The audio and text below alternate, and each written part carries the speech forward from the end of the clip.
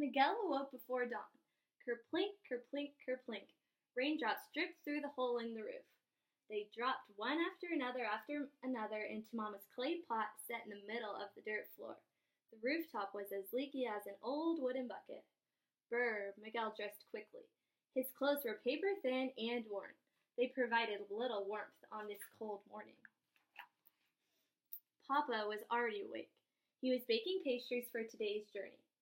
The fire was nearly out, and the once towering stack of firewood was now nothing more than twigs and sawdust.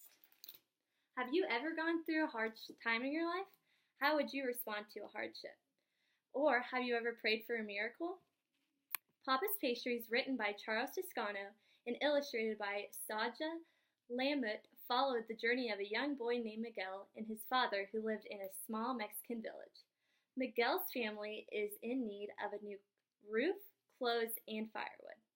So Miguel and his father go from village to village to try to sell pastries. At every village, no one would buy the pastries because they do not have any money to buy them. Throughout their journey of trying to sell them, they end up giving them all away to people in need and didn't even sell one.